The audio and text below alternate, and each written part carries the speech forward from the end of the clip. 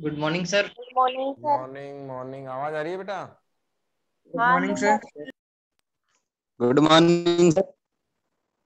Morning. Good morning.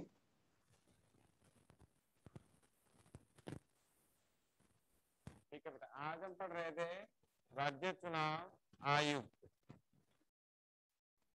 Heading बना लो, राज्य। Sir आवाज क्लियर नहीं आ रही। आवाज क्लियर हो रही? आप देखना, अभी प्रॉब्लम है? Yes sir. अभी देखो, अब सही आ रही।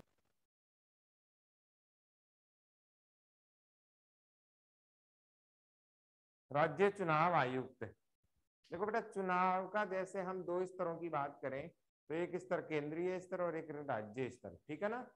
केंद्रीय स्तर में चुनाव आयुक्त अलग, जैसे सुकुमार साहब को हमने पढ़ा था, और सुकुमार। आवाज नहीं आ रही।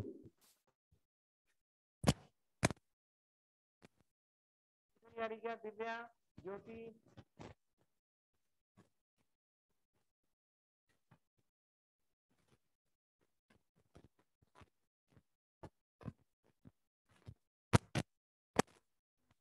अब आ रही क्या?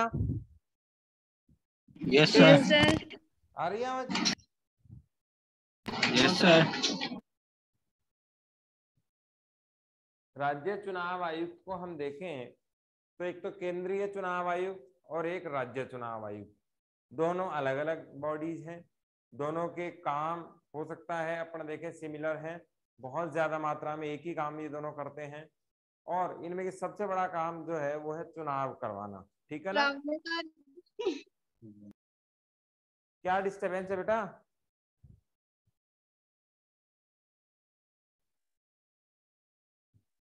कौन बोल रहा है? सर आवाज नहीं आ रही, क्लीन नहीं आ रही, पूरी अटक अटक के आ रही है। आवाज कौन सा काम करेगा? केंद्र का काम करेगा, प्लस राज्य के चुनाव का भी काम वो करेगा। जो राज्य चुनाव आयुक्त है ये कहाँ का काम करेगा? स्थानीय शासन का काम करेगा। किसका करेगा? स्थानीय शासन के चुनाव का काम करेगा।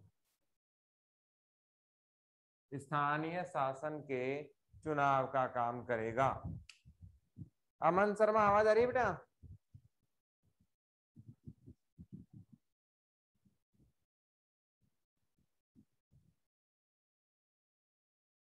ठीक है बेटा, अब देखो इसमें क्या क्या और होता है।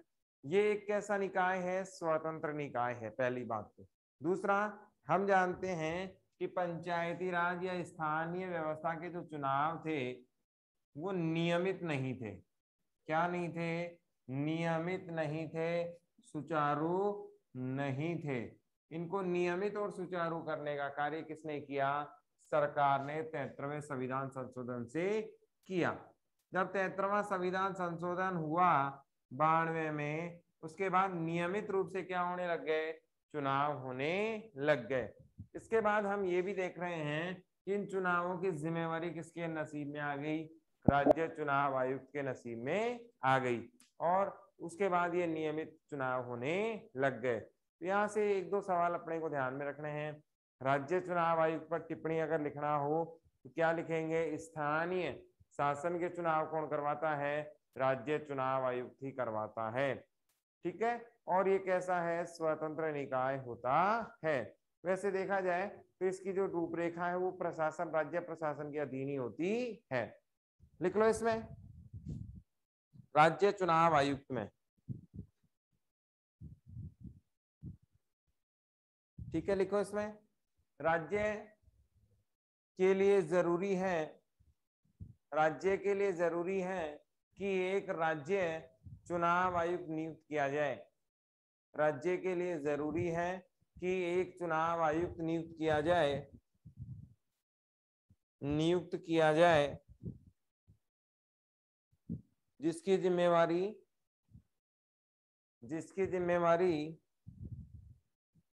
पंचायती राज शासन, पंचायती राज में चुनाव करवाने की होगी। जिसकी जिम्मेवारी पंचायती राज में चुनाव करवाने की होगी, यह एक स्वायत्त संस्थान है या यह स्वायत्त है। स्वायत्त को क्या कहते हैं? स्वतंत्रता। ठीक है, ये कैसी बॉडी है? स्वतंत्रता, स्वतंत्र बॉडी है। बस इतना ही लिखना है इसमें। बताओ भाई क्या पूछना है इसमें? सर एक बार रिपीट करना। शुरू से बोल रहा हूं। राज्य चुनाव आयुक्त नियुक्त किया जाएगा। प्रदेश की जिम्मेवारी होगी कि राज्य चुनाव आयुक्त नियुक्त करे, ये लिख लिया। जिसकी जिम्मेवारी पंचायती राज संस्थाओं के चुनाव करवाने की होगी, जिसकी जिम्मेवारी पंचायती राज संस्थाओं के चुनाव करवाने की होगी। यह एक स्वायत्त संस्था है, यह एक स्वायत्त संस्था है। स्वायत्त का मतलब स्वतंत्र संस्था है। स्वायत्त का मतलब क्या है? स्वतंत्र संस्था है। अगला लिखो, राज्य वित्त आयोग। राज्य वित्त आयोग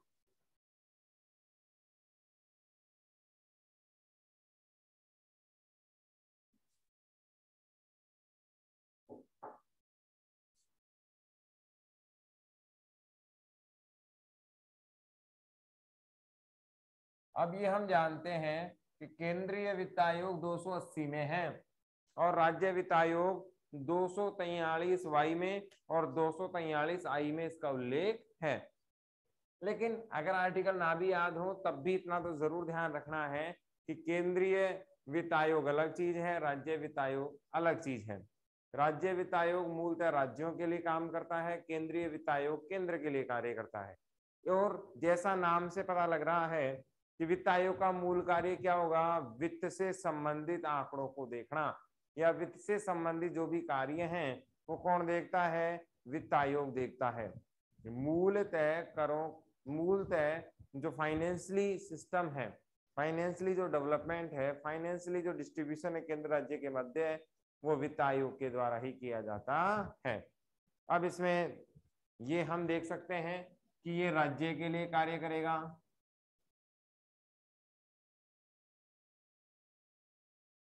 बस इतना सा ही ध्यान रखना। और ये भी कैसा है? एक राज्य के लिए कर निर्धारण वगैरह जितना भी क्या आ रहा है, क्या जा रहा है, सारी बैलेंस शीट यही देखता है राज्य वित्त आयोग। ठीक है, बस इतना सा ध्यान रखना है। एक लाइन लिख लो इसमें। प्रदेश के लिए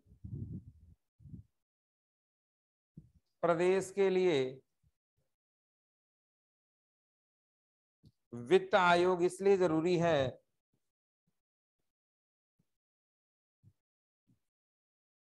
ताकि स्थानीय शासन की संस्थाओं में राजस्व का बंटवारा संभव हो। राजस्व का बंटवारा संभव हो।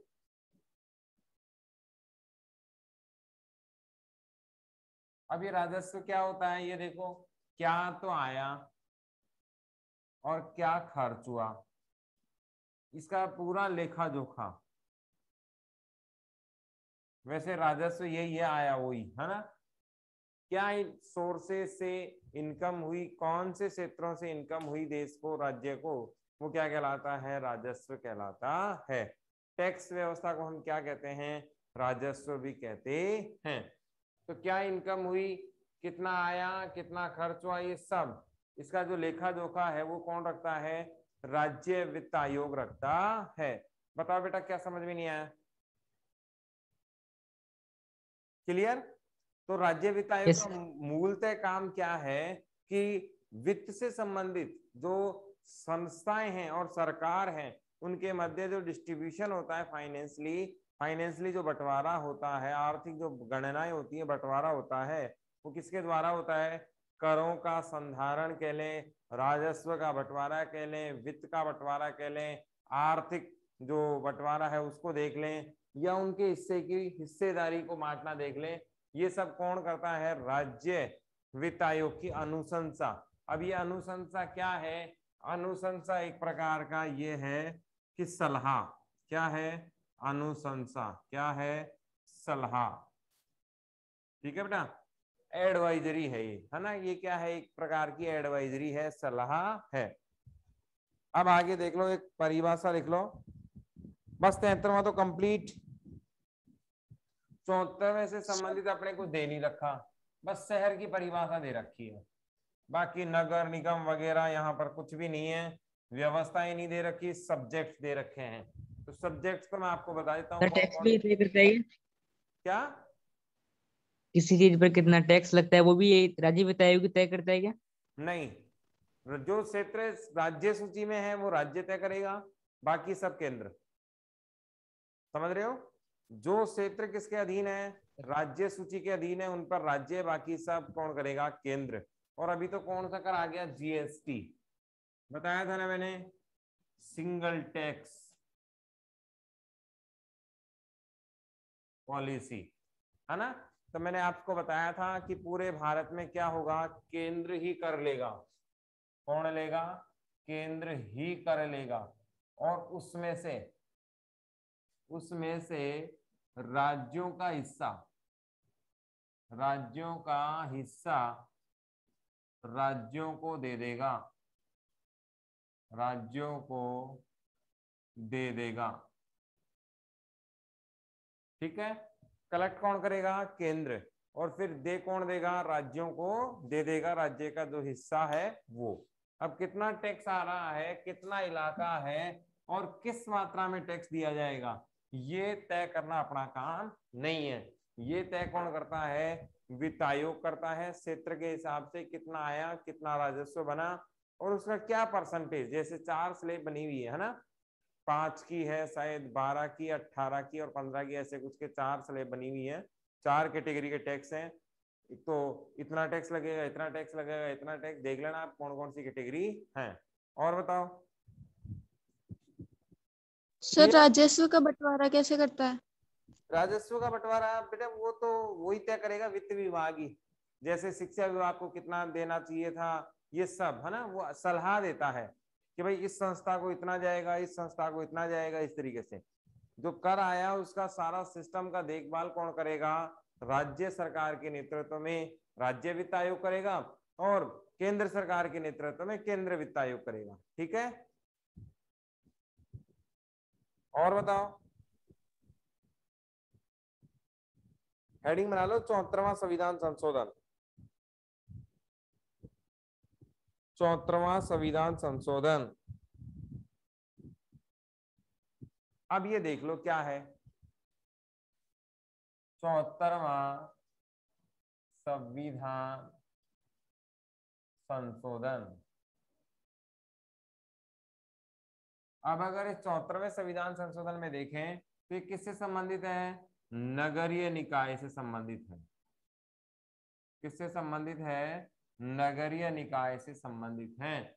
देसी भाषा में अगर बोले तो शहरी प्रशासन से। किससे संबंधित है? शहरी प्रशासन से संबंधित है। ठीक है, अब यहाँ पर एक चीज हम और देख सकते हैं, क्या? ग्रामीण प्रशासन से संबंधित कौन सा था? 73वां संविधान संशोधन। शहरी प्रशासन से संबंधित कौन सा है? 74वां संविधान संशोधन। 73वां हमने डिटेल से पढ़ लिया, वो सारी चीज यहाँ आएंगी, बस इतना ही बदल जाएगा कि यहाँ का जो संस्था है वो नगर निगम हो जाता है सर्वोच्च। नगर पालिका और नगर परिषद वो अलग से आ जाती है ना। जैसे अपने नगर पालिका है ना चोमू में, इस तरीके की संस्था सबसे ऊपर नगर निगम, अपने सिर्फ नगर निगम का ही यहाँ पर क्या कर रखा है? जिक्र कर रखा है। इस सिस्टम को आगे हम पढ़ेंगे कब? ग्रेजुएशन में। ना 11th में आता है, ना 10th में, 12th में आता है। और फिर ये कहाँ जाके आएगा? आपके ग्रेजुएशन में आएगा। कौन सी बॉडी होती है, कितनी जनसंख्या होनी चाहिए, क्या संगठन बनेगा। आपके 73वां का था तो मैंने आपको डिटेल से बता दिया कि कहाँ कहाँ त्रिस्तरीय व्यवस्था कैसे कैसे होती है। इसमें भी 3 स्टेप्स होते हैं, उसमें अपने को जाना ही नहीं, अपने सिलेबस में नहीं है। इसमें एक चीज तो ये दे रखी है कि शहरी इलाका किसे कहते हैं। क्या कहा? शहरी क्षेत्र किसे कहा जाता है? तो उसकी कुछ क्राइटेरिया हैं। 400 का घनत्व हो, 400 का घनत्व हो, 75% आबादी कृषि के अलावा काम करे। ऐसी 2-3 शर्तें इन्होंने दे रखी हैं। और 5000 से क्या हो, कम से कम 5000 की जनसंख्या हो। कम से कम कितनी हो? 5000 की क्या हो? जनसंख्या हो। ये क्राइटेरिया दे रखे हैं। अब 5000 की जनसंख्या तो नॉर्मली हो ही जाती है। अब नगरों को भी हमने 2 भागों में बांटा, एक तो नगर, एक महानगर। जैसे मुंबई क्या है? महानगर है। जयपुर क्या है? केवल नगर है, लेकिन ये महानगर के बराबर ही है। जैसे हम आसपास की बात करें तो अपने मुंबई क्या है? महानगर है। दिल्ली क्या है? महानगर है। तो जिनकी जनसंख्या बहुत ज्यादा, इनके क्राइटेरिया तय कर रखे हैं, अपने को उसमें नहीं जाना। बस अपने को तो ये ध्यान रखना है कि चेन्नई महानगर है, जयपुर भी महानगर बनने ही वाला है, लेकिन अभी महानगर की श्रेणी मुझे जहां तक लगता है शायद प्राप्त इसको नहीं हुई है। तो नगर और महानगर में अंतर क्या? महानगर बहुत बड़े होते हैं, नगर उससे थोड़े छोटे होते हैं। फिर शहरी क्षेत्र की परिभाषा हमारे यहाँ ये दे रखी है। ऐसे इलाके जिनका जनसंख्या घनत्व 400 से ज्यादा हो, 75% लोग कृषि व्यवसाय के अलावा काम करें, 5000 की जनसंख्या से ज्यादा जनसंख्या हो, क्या कहलाता है? शहरी क्षेत्र कहलाता है। ठीक है बेटा। अब इसका जो प्रशासन होगा, चाहे वो सड़कें हो, चाहे वो सीवरेज हो, चाहे वो पानी की व्यवस्था हो, स्वास्थ्य, शिक्षा और बहुत सारे आवारा पशु, जो भी नगर निगम, आपने देखा होगा निगम की गाड़ियां जहां जहां आती हैं, निगम जिन जिन क्षेत्रों में काम करता है वो सब काम इसी के अधीन आते हैं। 50 काम मैं आपको गिनवा सकता हूँ। जेडीए सब नगर निगम के अधीन है ना। जेडीए है, नामांकन है, भूमि क्षेत्र की सुरक्षा है, सफाई कर्मचारी हैं, अपने सीवरेज का काम है, लाइटिंग का काम है, रोड लाइटिंग इनके अधीन आती है। वो तो विद्युत का राजस्व राज्य के अधीन होता है ना। जो अपने घर की लाइट है वो किसके अधीन है? राज्य के अधीन। नगर निगम यानी कि रोड लाइट है वो नगर निगम के अधीन। ध्यान रखना, दोनों के लिए अलग अलग लोग आते हैं। और फिर अगर हम देखें प्राथमिक और माध्यमिक शिक्षा, ये भी इसी के अधीन। तो ये देखें बहुत सारी चीजें, प्राथमिक स्वास्थ्य भी इसी के अधीन। तो ये सब बहुत सारे ऐसे एजेंडे हैं जो सीधे नगर निगम के अधीन ही आते हैं। लिख लो इसमें, लिखे 74वां संविधान संशोधन। इसका संबंध शहरी स्थानीय शासन, इसका संबंध शहरी स्थानीय शासन या नगर पालिका के शासन से है। इसका संबंध शहरी स्थानीय शासन या नगर पालिका के शासन से है। नगर पालिका के शासन से है। चोमू में अपने नगर पालिका ही है। बहुत सारे लोगों ने चोमू देखा होगा है ना। जब आप चोमू जाते हैं तो जहां मेन स्टैंड है, ठीक है ना बेटा, गए Chomu? Yes sir. Chomu Yes, जो sir. मेन स्टैंड है, सब्जी मंडी से जयपुर की साइड आते हैं तो आप देखना BC में जो मेन स्टैंड पे ये सामने नगर पालिका का बोर्ड लगा हुआ है, देखना आप, है ना। तो वो नगर पालिका का क्या है? ऑफिस है, वहीं पर सारे काम होते हैं। तो एक नगर, उससे छोटी में क्या आएगी? फिर नगर पालिका आती है। देखो अगला सवाल लिखो, शहरी इलाका किसे कहते हैं? शहरी इलाका किसे कहते हैं? इसी में हेडिंग बना लो, शहरी इलाका। इसमें लिख लो कम से कम 5000 की जनसंख्या हो, कम से कम 5000 की जनसंख्या हो, 75% लोग, कम से कम 5000 की जनसंख्या हो, 75% लोग कृषि के अलावा कार्य करते हों, कृषि के अलावा कार्य करते हों,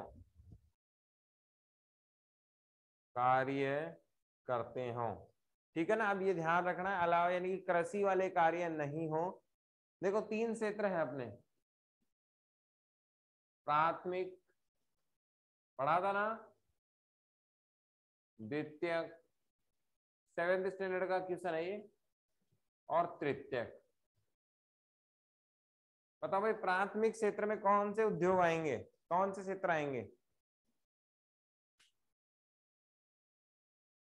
आप कृषि और हाँ, कृषि और पशुपालन वगैरह, ये सब कृषि पशुपालन आदि। ठीक है, इसमें कौन से आएंगे? द्वितीयक में उद्योग। कौन से आएंगे? उद्योग, जो कृषि से निर्मित माल है। ठीक है बेटा, प्राथमिक में तो कौन से आएंगे? कृषि पशुपालन आदि।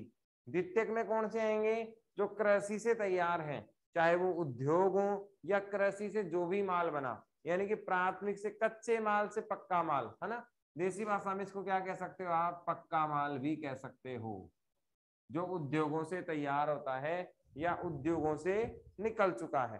तृतीयक क्षेत्र इसे सेवा क्षेत्र भी कहते हैं। क्या कहते हैं? सेवा क्षेत्र। टीचर, वकील, डॉक्टर, ये सब क्या है? सेवा क्षेत्र के हैं, जो बौद्धिक स्तर के आधार पर काम करते हैं, दिमाग से अपना काम करते हैं, कमाते हैं। कौन से स्तर के लोग हैं? तीसरे स्तर के लोग हैं। तो समझ में आया? क्षेत्र, क्षेत्र कितने प्रकार के? 3 प्रकार के। कौन कौन से? प्राथमिक, द्वितीयक और तृतीयक क्षेत्र। प्राथमिक क्षेत्र कौन से हैं? जिसमें कृषि और पशुपालन पाया जाता है। द्वितीयक वो उद्योग जो कृषि पे डिपेंड है और कृषि के कच्चे माल का यूज करके पक्का माल बना देते हैं।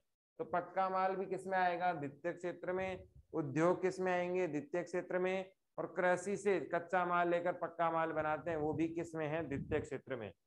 तृतीयक क्षेत्र में सेवा क्षेत्र, जितने भी सरकारी कर्मचारी हैं, जितने भी टीचर, वकील, डॉक्टर, इंजीनियर, सब किसमें? सेवा क्षेत्र में। सवाल सुनना बहुत ध्यान से, जवाब देना, है ना। कौन सा क्षेत्र बढ़ने से विकसित देश की परिभाषा आ सकती है, या अगर भारत को विकसित बनना है तो कौन सा क्षेत्र बढ़ाना पड़ेगा? तृतीय क्षेत्र। तृतीय क्षेत्र। कौन सा? सेवा क्षेत्र, क्योंकि इसमें उत्पादन क्या होता है? ज्यादा। कैसा? आर्थिक, यानी कि पैसा आता है इसमें ज्यादा। तो देखना, जितने भी अमेरिका जैसे देश हैं, ये सब किसको आगे बढ़ा रहे हैं? तृतीय क्षेत्र को ही बढ़ा रहे हैं। वह एमएनसी, मल्टीनेशनल कंपनीज क्या है? ज्यादा। एमएनसी, मल्टीनेशनल कंपनीज, इसीलिए वो विकसितता की तरफ जा रहे हैं। तो लिख लिया, 75% क्या होनी चाहिए? कृषि के अलावा काम करने वाले लोग होने चाहिए। अगला लिखो, 400 व्यक्ति प्रति वर्ग किलोमीटर का घनत्व होना चाहिए। 400 व्यक्ति प्रति वर्ग किलोमीटर का घनत्व होना चाहिए। अब एक आंकड़ा दे रखा है, नोट लगा के लिख लो।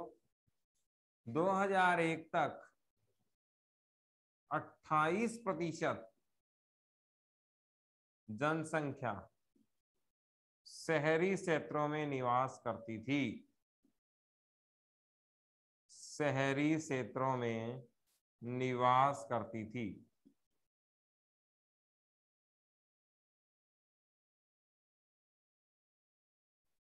ठीक है, 2001 में 28% जनसंख्या शहरी क्षेत्र में क्या करती थी? निवास करती थी। तो एक आंकड़ा है, ये भी आपको याद रखना है।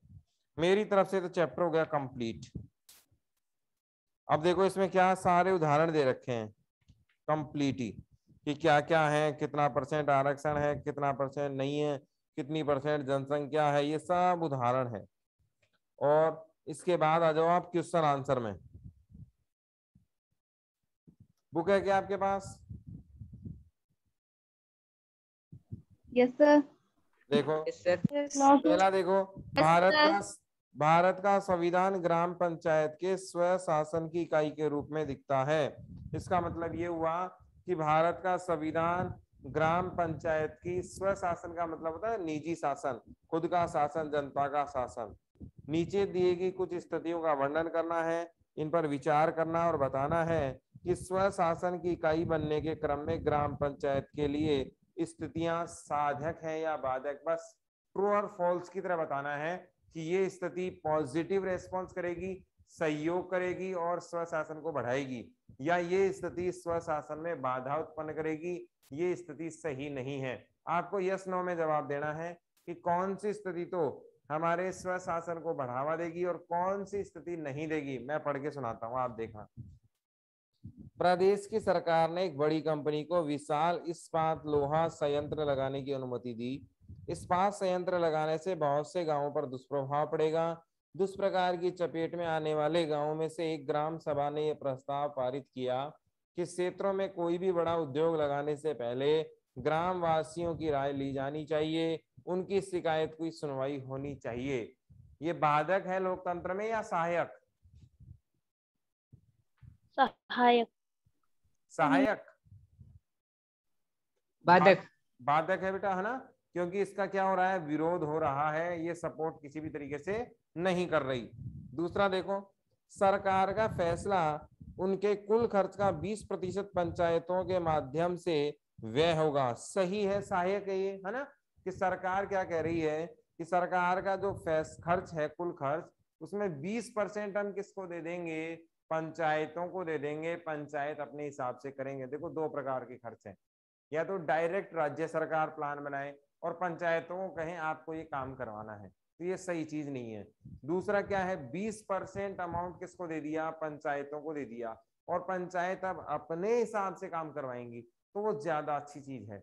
जैसे मान लो अपन चले हरमाड़ा घाटी, उदयपुरिया गांव है अपना, यहाँ के सब हम लोकल हैं। अब यहाँ पर एक यूपी से मंत्री बुला लिया जाए और उनको कहे भाई विकास करवाओ, तो वो करवा पाएंगे, हम करवा पाएंगे? सर हम करवा पाएंगे। हम करवा पाएंगे, यूपी वाले नहीं करवा पाएंगे। इसीलिए स्थानीय बॉडीज को, स्थानीय संस्थाओं को ये अधिकार मिलना बेहद जरूरी है, जिससे स्वशासन या स्थानीय शासन की व्यवस्था होती है। तो 20% जब सरकार इनको देगी तो ये संपन्न होंगी और उन इलाकों को आगे बढ़ाएंगे जिनमें ये कमजोर है। और ये पंचायती राज ही जानती है, सरकार के बस की बात नहीं है। पहले तो सरकारी काम करती थी, लेकिन लोकल दृष्टि में क्या चीज ज्यादा जरूरी है ये लोकल आदमी जानता है। समझ में आ रही है मेरी बात? भाई विकास किस चीज का होना चाहिए, ज्यादा जरूरी किस गांव के लिए क्या चीज है, वो तो पंचायत समिति जानती है, हम थोड़ी जानते हैं। तो पंचायत को पैसा देने का काम इसीलिए किया गया है। अगला देखो, ग्राम पंचायत विद्यालय का भवन बनाने के लिए लगातार धन मांग रही है, लेकिन सरकारी अधिकारियों ने मांग को यह कहकर ठुकरा दिया है कि धन का आवंटन कुछ दूसरी योजनाओं के लिए हुआ है, धन को अलग मद में खर्च नहीं किया जा सकता। ये बाधक है। क्या है? बाधक है। मैंने प्रायोरिटी का सिद्धांत बताया था आपको, है ना, कि अपने पेट में दर्द हो रहा है बहुत भयंकर और अपने को मूवी देखने जाना है, और पैसे अपने पास एक ही है, या तो पेट में दर्द दिखा लो या मूवी देखने चले जाओ, तो कहाँ जाओगे भाई? पेट का दर्द ही दिखाएंगे, डॉक्टर के पास जाएंगे। स्कूल की फीस जमा करानी और शॉपिंग करने जाना है, तो पहले क्या कराएंगे, स्कूल की फीस ही जमा कराएंगे, शॉपिंग बाद में जाएंगे। तो ये जो वरीयता का सिद्धांत है उसमें शिक्षा पहले आती है और बाकी जो विकास के कार्य हैं वो बाद में है। तो शिक्षा के लिए जरूरी है, तो ये जो कथन है वो बाधक है। योजना चाहे किसी भी हो, अगर शिक्षा से संबंधित मामला आ रहा है, शिक्षा, स्वास्थ्य, तो मूलभूत सुविधाएं हैं, ठीक है ना, पहले इनकी प्रायोरिटी में रखना ही पड़ेगा सरकार को। और अगर इनमें कमी है तो पहले इनको पूरा करना पड़ेगा, बाद में उनको। समझ में आ रहा है ना? एक व्यक्ति भूखा है और बस बहुत बुरी हालत है उसकी, तो उसके लिए एसी की जरूरत नहीं है, उसके लिए खाने की जरूरत है। तो ये वरीयता सिद्धांत समझ में आता है ना, पहले कौन सा काम करना है। तो ये बाधक कथन है। सरकार ने डूंगरपुर नामक गांव के 2 हिस्सों में बांट दिया। गांव के एक हिस्से में जमुना, दूसरे हिस्से में सोहना का नाम दिया गया। अब डूंगरपुर नामक गांव सरकारी खाते में मौजूद नहीं है। नाम दिया, अब डूंगरपुर नाम गांव सरकारी खाते में मौजूद नहीं है। ये भी नुकसान हुआ, क्योंकि अगर सरकारी खाते में नहीं है तो किसी भी प्रकार की इनकम अब नहीं आने वाली। देखो इसमें 2 कंफ्यूजन करने वाले मामले हैं। एक तो विकेंद्रीकरण कर रहे हैं, बंटवारा हुआ, बंटवारा होगा तो पंचायतें बढ़ेंगी, सरपंच आएंगे, वार्ड पंच आएंगे, कहीं कोई दिक्कत नहीं, अच्छी चीज हुई। लेकिन जब सरकारी रिकॉर्ड में ही नहीं है ये, और ऐसे ही बांट दिया इसको, तो इसका कोई फायदा नहीं होने वाला, क्योंकि सरकारी रिकॉर्ड में जब तक कोई चीज नहीं आती है तब तक आर्थिक पैसे का मामला इनको नहीं मिलने वाला, और जब पैसा नहीं मिलेगा तो विकास भी संभव नहीं है, तो ये भी बाधक है। एक ग्राम पंचायत ने पाया कि उसके इलाके में पानी के स्रोत तेजी से कम हो रहे हैं। ग्राम पंचायत ने फैसला किया कि गांव के नौजवान श्रमदान करें, गांव के पुराने तालाब कुएं को फिर से काम में आने लायक बनाए। ये इंपॉर्टेंट है, इसको इंपॉर्टेंट कर लो, और ये जबरदस्त सहायक है कि नहीं है। आप देखो, इसको जल स्वावलंबन योजना का नाम दिया गया है। क्या दिया गया है? जल स्वावलंबन योजना है ये, और ये केंद्र के स्तर पे चलाई जा रही है। एक चल रही है मुख्यमंत्री जल स्वावलंबन योजना, वो राज्य के स्तर पे चल रही है, और इसमें यही है, आपने देखा होगा जैसे बारिश आने वाली होती है ना, तो कुएं बावड़ियों को साफ करवाते हैं, और पत्रिका भास्कर में फोटो आती है, श्रमदान किया, आता है ना ऐसा। आज वहां के लोगों ने अपने स्थानीय बावड़ी को साफ किया, तालाब से मिट्टियां निकाल दी, है ना, कुंड को साफ कर दिया, तो ये सब किसके हैं? स्व शासन को बढ़ाने के काम में आते हैं, और ये प्रबल स्व शासन को बढ़ाने का उदाहरण है। बताओ भाई क्या पूछना है इसमें? ठीक है, अगला सवाल देखो। मान लीजिए, अब देखो ये जो सवाल है ना, मानने वाले, आपको कहेगा मान लीजिए आप प्रधानमंत्री हैं, तो आपको आंसर प्रधानमंत्री बन के नहीं सोचना, आपको टॉपिक में क्या दे रखा है, किताब में क्या दे रखा है, आंसर सिर्फ उतना ही देना है, क्या पढ़ाया आपने उसके बेस पे आंसर देना है, अपना ओपिनियन नहीं देना। मान लीजिए आपको किसी प्रदेश की तरफ से स्थानीय शासन की कोई योजना बनाने की जिम्मेदारी दी जाती है, इसका मतलब आप सरकार हैं, अधिकारी हैं, और आपको योजना राज्य के लिए बनानी है। ग्राम पंचायत स्व शासन की इकाई के रूप में काम करें, इसके लिए आप कौन सी शक्तियां देना चाहते हैं? ऐसी 5 शक्तियों का उल्लेख करें, जिनके बारे में 2-2 पंक्तियां भी बताएं कि ऐसा क्या करना जरूरी है। ये बेटा खुद को करना है आपको, है ना। आप बताना कि ऐसी कौन से काम आप करेंगे जिससे गांव का जबरदस्त विकास हो सके। बहुत डिटेल से हमने पढ़ा, आप करके लाना इसको, है ना। नहीं आएगा तो फिर बाद में बताएंगे। सामाजिक रूप से कमजोर वर्गों के लिए 73वां संविधान संशोधन आरक्षण में क्या प्रावधान है? 73वां हमने बहुत डिटेल से पढ़ा,